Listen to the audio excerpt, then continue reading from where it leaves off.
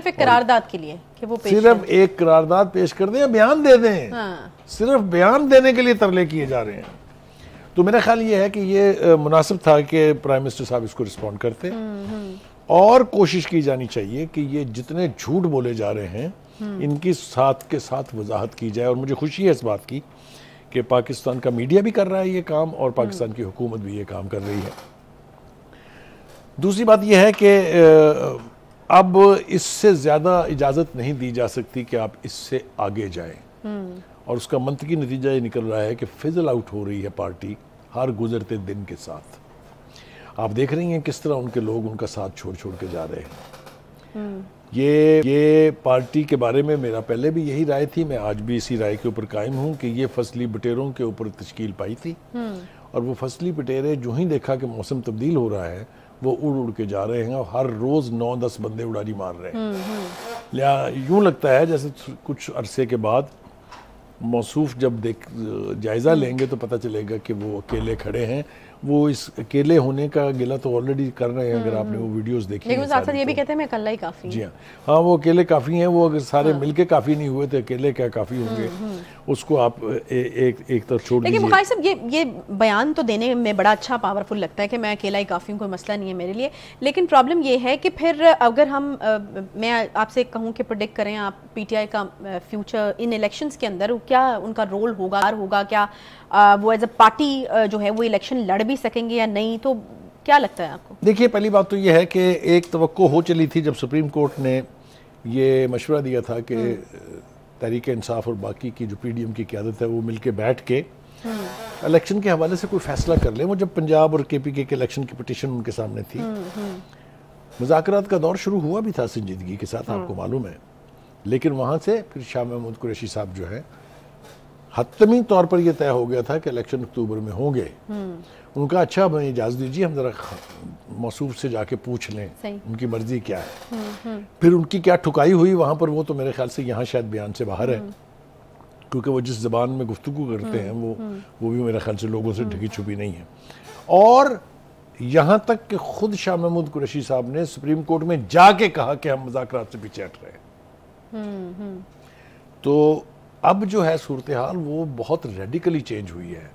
अब तो हुकूमत उनसे मुज़ाकरात करना ही नहीं चाहती। और आपने देखा होगा कि मौलाना फजल रहमान साहब ने तो आज साफ कह दिया है कि ना पीडीएम ने आपसे कभी मुज़ाकरात किए हैं, वो आपके मुज़ाकरात हुकूमत से हो रहे थे, और ना हम आपके साथ करेंगे, ना ही हम आपको इस काबिल अब समझते हैं कि आपसे बैठ के बात की जाए। क्योंकि जब ये सब कुछ किया जा रहा था उस वक्त तक आप कहते थे इन चोरों डाकुओं के साथ नहीं बैठूंगा। पूरे 4-5 साल का अरसा गुजर गया ना यही तकरार करते हुए, और अब आपने देख लिया कि अब सूरत हाल जो है, मेरे ख्याल से मुज़ाकरात का जो मौका था वो हाथ से निकल गया है। और अब देखना यह है कि हुकूमत क्या करना चाहती है। जो मौलाना फजल रहमान साहब का बयान है वो ये है कि जी हमारे पास 2 चॉइसेस हैं। अच्छा। या तो हम जल्दी से इलेक्शन करा के या उसके ड्यू डेट पे इलेक्शन करा के मुल्क में एक गदर और मचवा लें, और या जो हमारी तबाहशुदा मईशत है उसको प्रायोरिटी दे के पहले उसको ठीक करने की कोशिश की जाए। बात में उनकी लॉजिक है, नॉट दैट कि हम ये कह रहे हैं कि आप इसकी जो ड्यू डेट है उससे आगे ले जाए इलेक्शन की तारीख, ये हम कभी नहीं कह सकते। लेकिन जो मईशत ठीक करने की बात उन्होंने की है, ज़रा थोड़ा सा अगर हम रिकॉल कर लें कि ये मईशत ये इस नहज को पहुंची क्यों है, तो ये बयान करना बहुत ज़रूरी है कि पीटीआई के जो चीफ साहब थे उन्होंने IMF से 2 मुआहदे किए, दोनों ही मुआहदों को तोड़ा। लिहाजा जो पाकिस्तान की क्रेडिबिलिटी थी उसके ऊपर बहुत बड़े सवालिया निशान उठ गए। सही।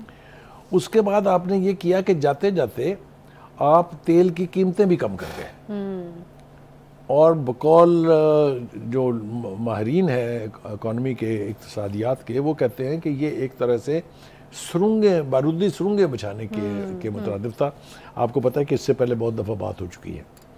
तो ये एक और यानी जुल्म जाते जाते पाकिस्तान के साथ वो कर गए। अपने ज़राए से मईशत को ठीक करने के इम्कानात नहीं है।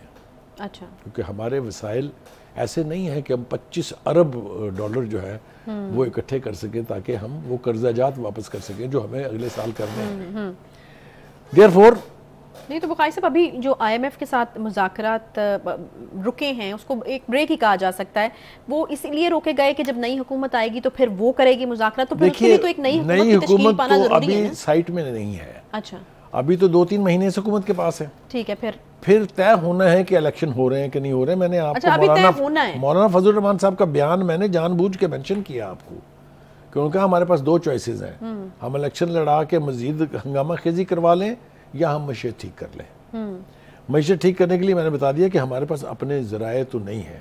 मिफ्ता इस्माइल और इसाक डार साहब इस एक पॉइंट पे मुत्तफिक है। अच्छा, कि हम अपने ज़राए से मईशत ठीक नहीं कर सकते। नहीं, दो ही रास्ते मैं पूछना ये चाह रही हूँ कि मौलाना फजल रहमान साहब का तो अब चूंकि खान साहब के पास वो पावर शायद मौजूद नहीं है, तो शायद अगर आगे इलेक्शन डिले होते भी हैं मजीद तो वो वाला रिएक्शन तो नहीं। बाकी लोग मुत्तफिक हैं इससे, मुस्लिम लीग नून मुत्तफिक है, पीपल्स पार्टी मुत्तफिक है कि इलेक्शन को और डिले किया जाए, या फिर मौलाना साहब जैसा सजेस्ट कर रहे हैं? बज़ाहिर तो कोई ये नहीं कह रहा। अच्छा, ना हुकूमत ये कह रही है, ना हुकूमत से मुंसलिक दूसरे लोग ये कह रहे हैं। ये तो मैंने इनका बयान, चूंकि आज का ताज़ा बयान था इसलिए उसको मेंशन करना बहुत ज़रूरी समझा है। लेकिन हुकूमत के पास इलेक्शन को मुलतवी करने के कई ऑप्शंस मौजूद हैं। देखिए, इंटरिम गवर्नमेंट जो है ये एक्सटेंड हो सकती है 6 महीने के लिए। हुकूमत जो है वो पार्लियामेंट की मुद्दत 6 महीने बढ़ा सकती है। सही, एमरजेंसी नाफज हो सकती है। बेपना चॉइसेस हैं जो इस्तेमाल की जा सकती हैं। लेकिन अच्छी बात यह है कि अभी तक किसी ने ये नहीं कहा कि हम इलेक्शन ड्यू डेट्स पर नहीं कराएंगे। अच्छा, लेकिन मईशत भी इस इलेक्शन के साथ जुड़ी खड़ी है।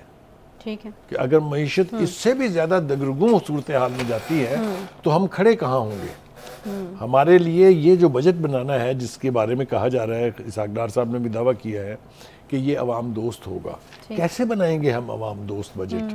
ये बड़े सवालिया निशान बहुत चैलेंजिंग। और मैं आपको ये बताऊं कि इस हुकूमत की फेट का दारोमदार इस बजट पर है। सही, अगर ये बजट लोगों के लिए और ज्यादा तकलीफ का बायस बना तो फिर अल्लाह खैर करे। भाई साहब, रिलीफ कहाँ से दिया जाएगा? बहुत बड़ा चैलेंज है इस बार बजट देना। देखिए, 2 ही रास्ते हैं। एक ये कि IMF से हमारा मुआहदा हो जाए, जिसके अब इस वाले प्रोग्राम के इम्कानात खत्म है। लिहाजा इसाक डार साहब ने भी कहा कि अब हम अगला प्रोग्राम के लिए बजट के बाद इनकी तरफ देखेंगे। ठीक है, इंटरिम गवर्नमेंट कोई मुआहदा नहीं कर सकती किसी इंटरनेशनल मालियाती इदारे से। लिहाजा it has to be the government. That means कि अगर इस IMF से मुआहदा होना भी है तो वो कोई जल्दी में उसका कोई मंजरनामा मुझे दिखाई नहीं दे रहा है, उसमें भी देर लगेगी। हाउएवर, ये दोनों चीजें अपनी जगह हैं। इलेक्शन का इनेकाद होना चाहिए, आइन का तकाजा है। मईशत ठीक होनी चाहिए। मुझे बताइए, खाली खुली इलेक्शन करा के आप क्या करेंगे अगर आपके लोग रुल जाएं, अगर आपकी इकोनॉमी जो है खुदा ना खास्ता जमीन बोस हो जाए, तो ऐसे इलेक्शन का फायदा